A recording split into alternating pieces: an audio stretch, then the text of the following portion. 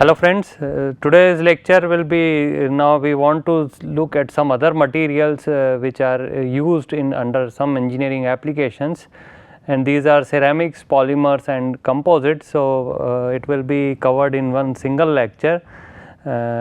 Though these are very important ones, but metallic materials are the most widely used material, and these materials are used in very specific applications.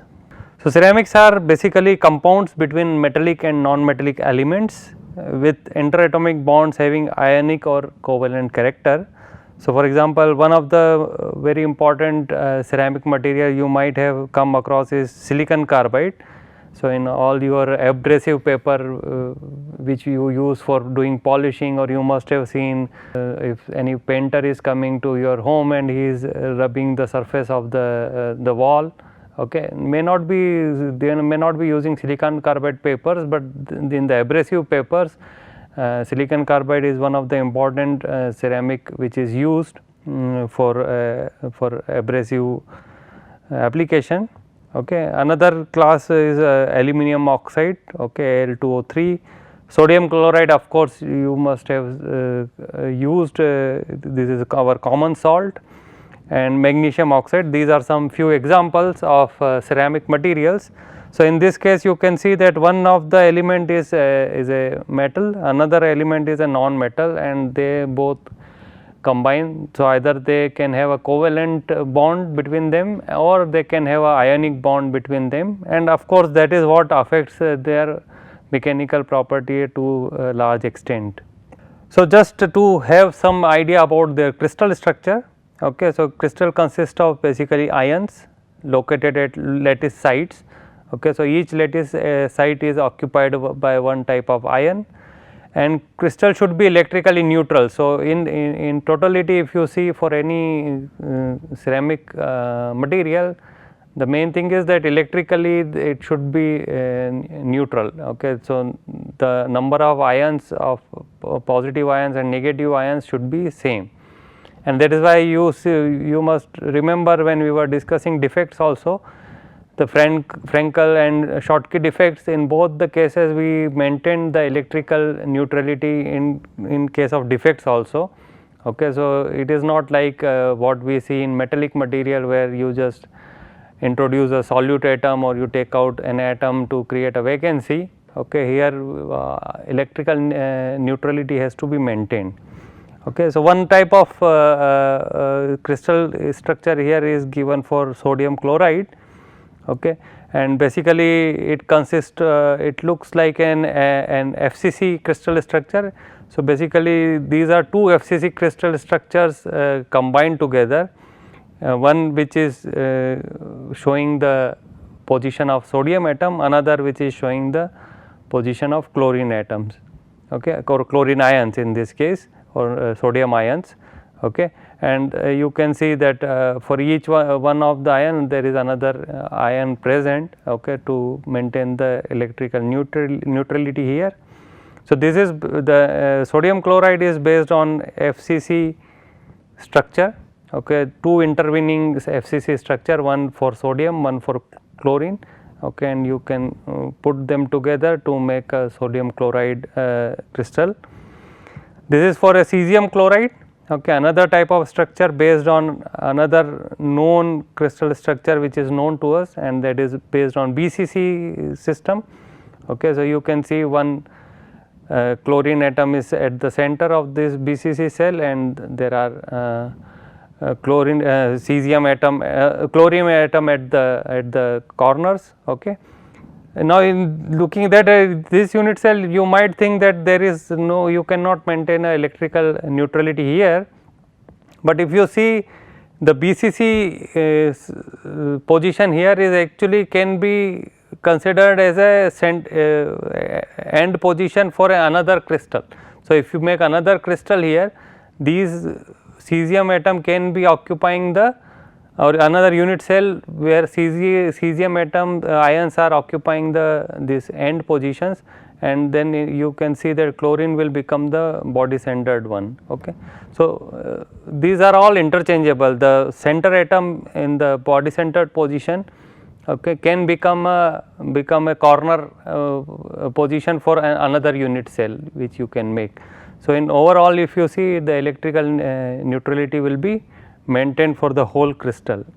The mechanical properties, at room temperature ceramic do not exhibit plastic deformation. So, basically they only show the elastic deformation part and then fracture. Okay.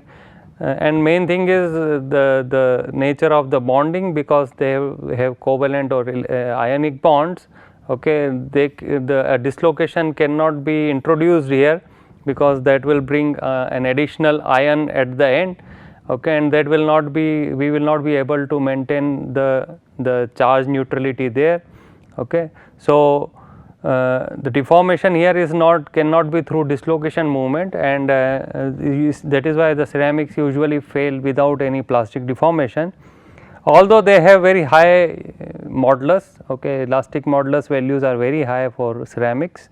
The concepts of stress intensity factor, which we discussed when we were discussing fracture, okay, can be used to measure fracture strength in the case of ceramics. Okay. So, because again the failure is through, because of the defects which are present in the ceramic material, and in form of small cracks or any flaws, and basically when you apply any stress they propagate and your material fail. Under compressive load, ceramics show much higher strength. Okay, they are able to take compressive load very nicely, because in the compressive load your cracks do not open up, in fact you are closing them. Okay, so in ceramics can be used very nicely under compressive loading condition. So, that is why they are used where compressive loads are present. Measurement of properties, ceramics are not subjected to tensile test. Okay. So, the property measure or property evaluation in case of ceramics is cannot be done through tensile test. Okay. The reason is, first is the difficulty in preparation which is required to create that shape of the tensile sample, which we discussed earlier. Okay, that what should be the shape of the tensile sample. Creating that kind of shape with ceramic is difficult. Okay. Because you cannot do machining, or you cannot do any other forming process to get that shape. Okay. So, first thing is how to prepare that kind of sample. The other very important one is, because for doing the tensile test, okay, we have seen that you have to grip the material, okay, and then you have to extend the material. So, since these are very brittle material, while gripping, the stresses which will be imposed on the ceramics, that will be enough to break the material into pieces. Okay. So, that is not possible, and during the test if any misalignment is there, okay, that is going to impose some bending loads on the sample, and it will fracture at very small strains, okay, usually 0.1 strain or so. So, that is why tensile tests are not the preferred way to find out the properties of ceramics. What we measure is the flexural strength is measured by a test called 3-point bending test. Okay. And the flexural strength is the stress at fracture during this type of test, the 3-point bending test, whatever strength you get, okay, that is what is we will be calling as flexural strength. And now I will show you that how it is done. So, basically we can take a ceramic simple rod like this, and we can simply support it on the two supporting pins here, okay, and at the center we can apply a force F, okay. And this type of test are called 3-point bending test, because you are supporting the material at 2 points, and at the third point in the middle we are applying the stress. Okay. So, what will happen, the material will bend under the load, okay, and if you are applying the force from the top, you will have tensile stresses here, okay, and you will have compressive stresses here. Okay. So, when it fractures, the crack will propagate from will initiate and start propagating from somewhere here, and then it will go throughout the sample, and we can measure that at what force, okay, this happened, okay, and that can be used to calculate the stress it can take. Okay. So, the distance between the two supporting point is we can say is L. The force which we measured using the load cell at fracture is F sub F. So, for a rectangular cross section, okay, having a dimension of B by D, okay, so B is thickness and D is width, then the equation for the flexural strength or the stress at fracture sigma Fs will be given by an expression like this, where Ff is your force at fracture, L is the length between the two supporting points, and B and D are the cross sectional dimension of the material. For circular cross section of radius r, okay, the expression will be slightly different, okay, which will be given by the expression given in the second case. Okay, so, using these values, okay, we will be able to calculate that what is the flexural strength of the material, ceramic material. So, this is what we are going to report in case of ceramics. Now, next is polymers. Okay. What do we mean by polymers? The natural polymer which you must have come across can be wood is one of the polymer, okay, rubber is another polymer, cotton, wool, leather. So, these are all natural polymers available to the mankind.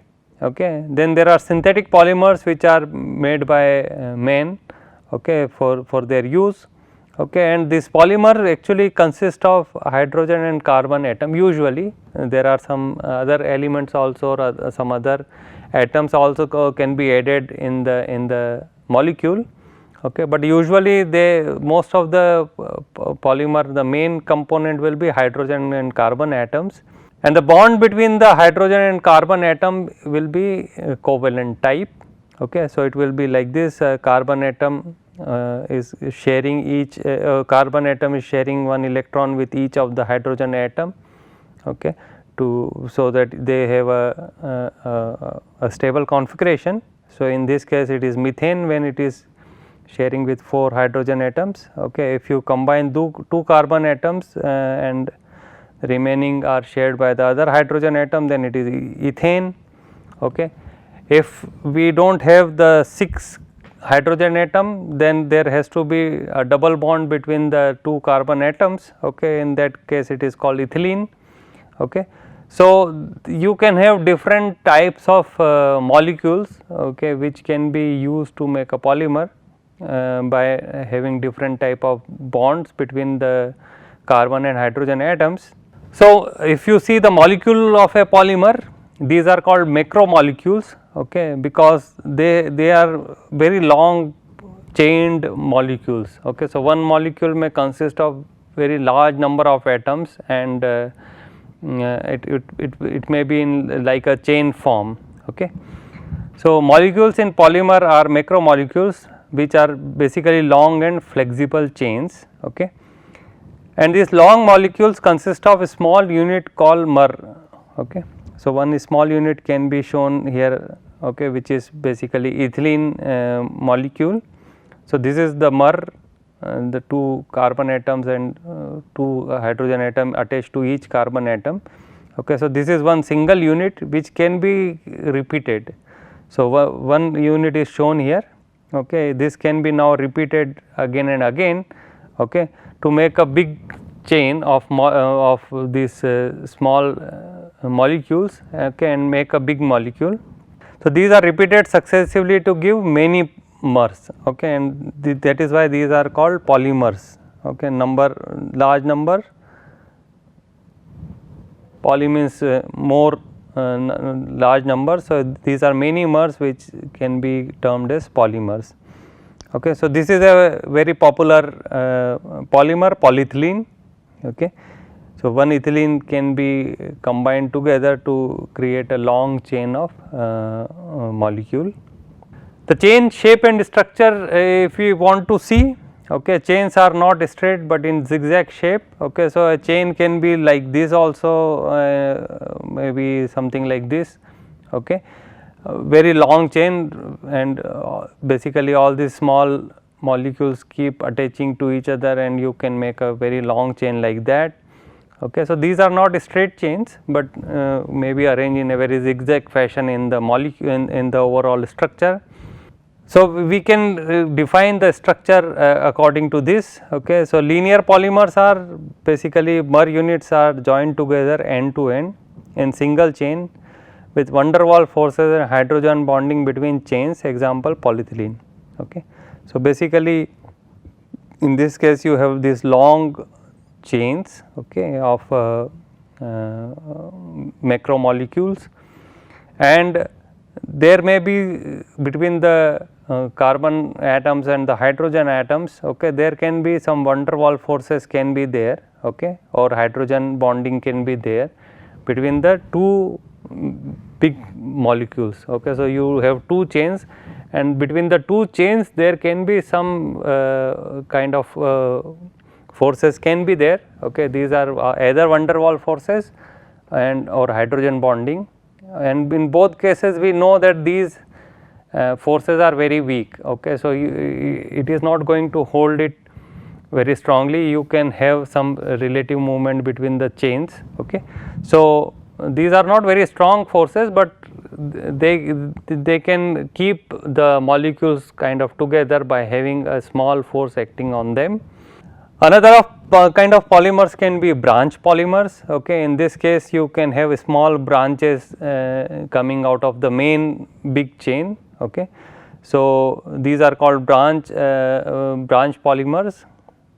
Then you can have cross linked polymers. In this case now the two big chains are kind of connected with each other with cross linking. Okay. So, these cross linkings are there. Okay. So, adjacent long chains are joined at various locations by covalent bonds. Okay. So, and then there can be a network polymer which forms a 3-dimensional network. Okay. So, you can see that as we are going from this simple type of arrangement, okay, to a branch type and then to cross linking type and to network polymers, you can understand that the strength of the polymer will increase in this way, okay, because it will be more difficult for you to deform the polymeric chains, okay, during when you are applying any stress. Okay. Now, if you want to see in terms of crystallinity, that whether there is any crystalline nature is there for polymers, okay, the polymers can be divided into 3 types. Okay. An amorphous polymer means there is no long range arrangement of atoms, okay, like what we see in metals, that atoms are arranged in a very nice fashion according to their crystal structure. Okay. In case of amorphous polymers, there will not be any arrangement of atoms. Okay. Then there can be semi-crystalline or crystalline polymers. Okay. In this case, the atoms are arranged in a particular manner. Okay. You can have a repeated arrangement of atoms, and you can do some XRD analysis to find out the crystallinity in the polymers. So, it is possible to have a crystalline nature of polymer, that means there will be some repeated arrangement of atoms in the polymer. Okay. Now, coming to stress strain curves, okay, of polymers. Okay. The elastic deformation due to elongation of chain molecules by bond stretching and bond rotation along the direction of the applied stress. So, the elastic deformation part, if you see in the polymers, okay, it is due to the bond stretching and bond rotation along the direction of the applied stress. So, in this case also the bond stretching will be there between the two atoms. Okay. Then there can be 3 types of polymers are shown here. Okay. The polymer A is a brittle polymer. Okay. So, you can see that only the elastic part is there and then the fracture took place. Then there can be a plastic one which is shown here also. So, this is the B type here. So, it shows the elastic part here. Okay. Then you have the yielding of the polymer, and then you have the plastic deformation and the maximum stress at which the polymer will fracture. Okay. So, this is a typical polymeric stress strain curve for a polymer which shows plastic deformation.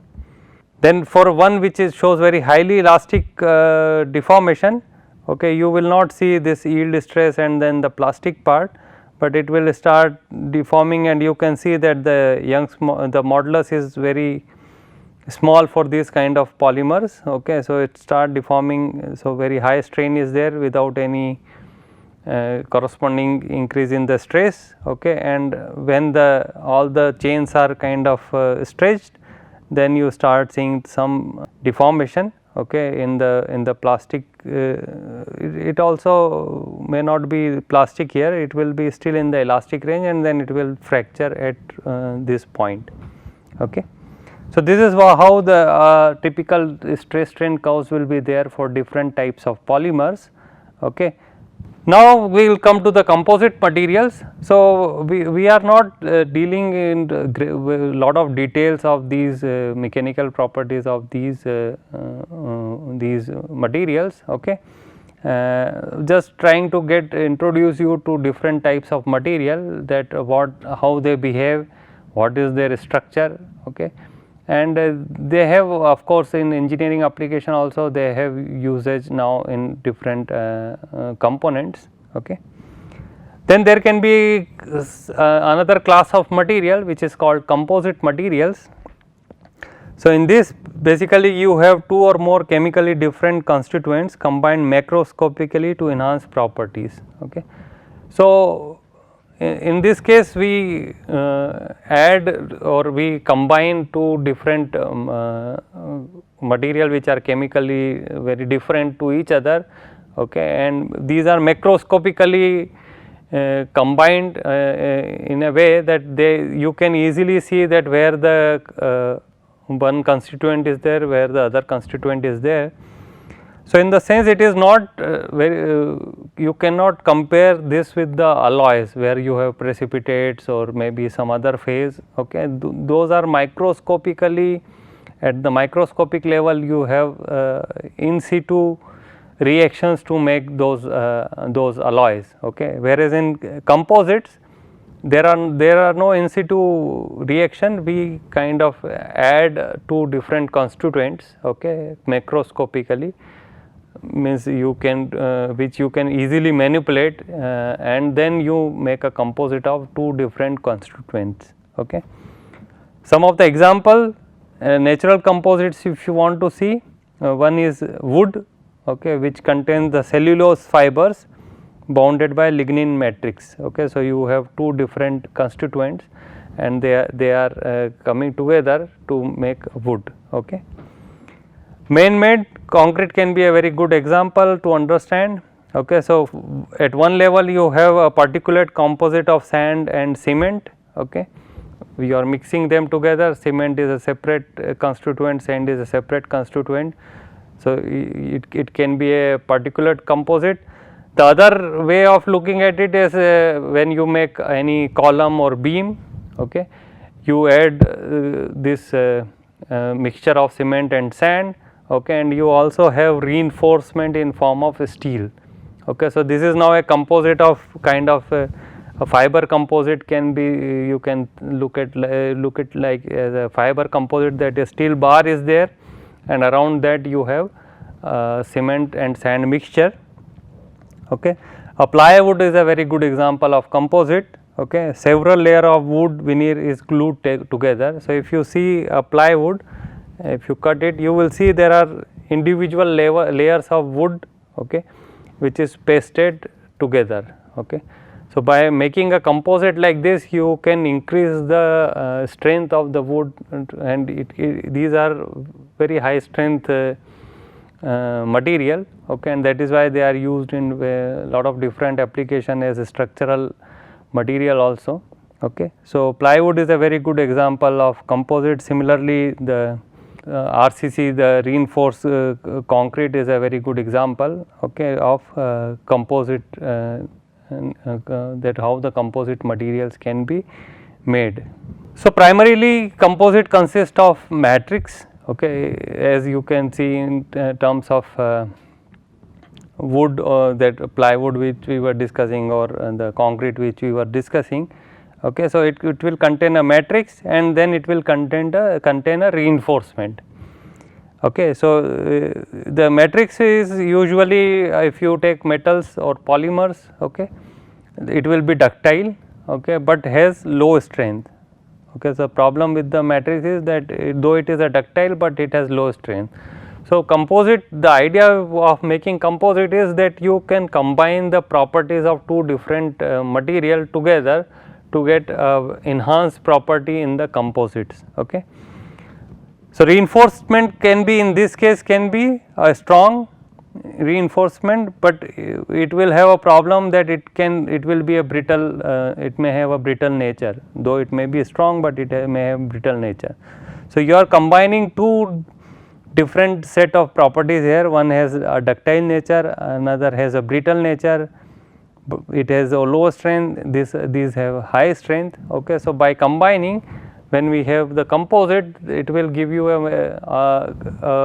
properties which will be combination of these both, and it can give you a much better mechanical properties. So, there can be different type of composites. Okay. For example, this one is a carbon fiber reinforced epoxy cross ply laminate.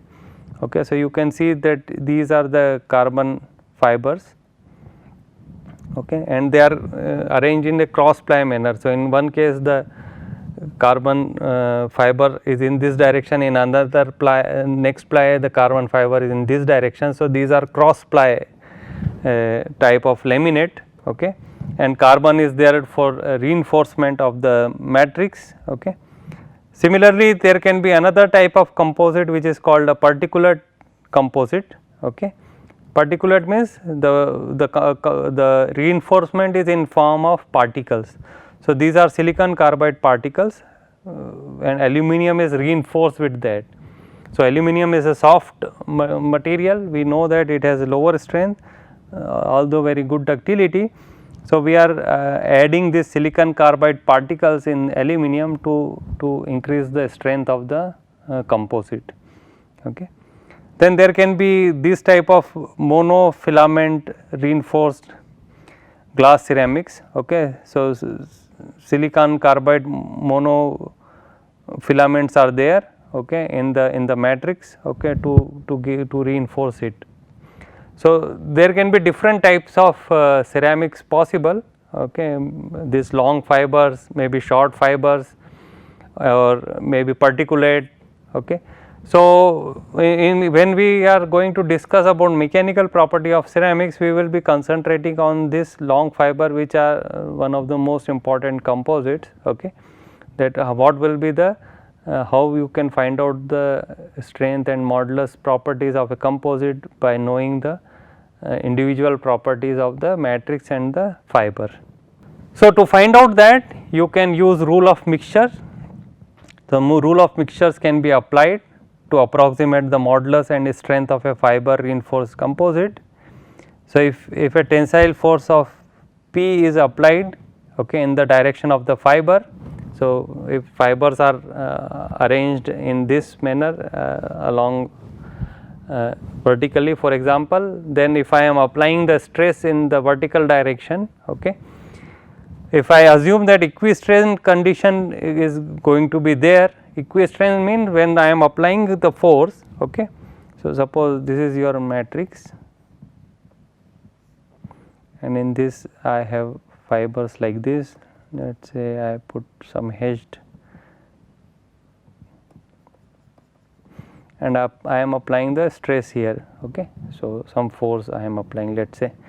So, when these are going to deform, okay, so if there is there are no defects between the or there is no introduction of defect between the fiber and the matrix, and you have a very good bonding of fiber and matrix, what will happen? Both have to deform simultaneously. Okay. So, after some time, suppose it deformed to this much dimension, okay, so it gets elongated in this direction, then the strain in both the matrix and the fiber will be has to be same. Okay, if I am applying a stress like this. So, this is a condition called equistrain condition. So, in both the constituents the strain is same.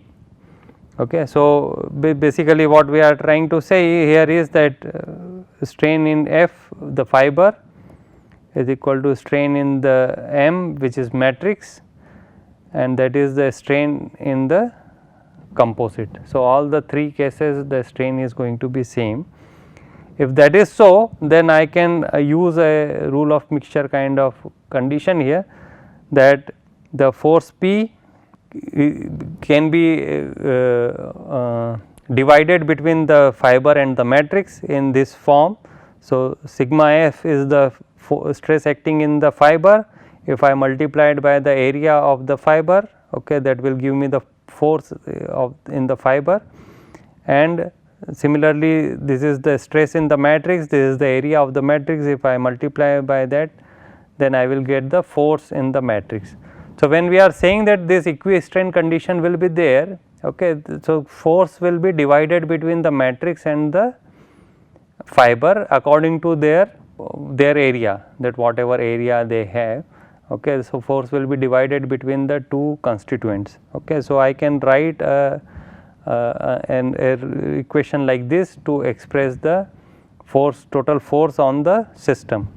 Now, AC, the area of the composite will be basically area of the fiber plus area of the matrix. Okay. And in terms of volume fraction, if you want to see, I can say that the volume fraction of fiber plus volume fraction of the matrix will be equal to 1. 1 means it will be the total volume. Okay. So, in terms of fraction, if you want to see, it will be equal to 1. So, I can express this stress system here. So, if I divide P by the area of the composite, then I will get the stress on the composite. So, it will be sigma C equal to P by area of the composite, which is equal to, as equation suggests here, sigma F AF upon area of the composite plus sigma M into AM upon area of the composite. Now, the area of the fiber divided by area of the composite. Okay, if you remember again our the one of the lecture where we were discussing about quantitative metallography, that the volume fraction whatever you get in the area, terms of area fraction can be considered as the volume fraction. Okay, from statistical analysis. So, area of fiber divided by total area of the composite, okay, will give me the fraction in area. Okay, and that I can say that it will be also as fraction in volume. Okay. So, this will be now sigma F into F by AC will be written as Vf here, and AM by AC will be written as Vm here. So, this is volume fraction of matrix, this is volume fraction of fibers. Okay. So, I can write a simple rule of mixture kind of equation like this to get the stress in the composite. You can in fact write for the modulus also. Modulus of the composite will be equal to modulus of the fiber into volume fraction of the fiber plus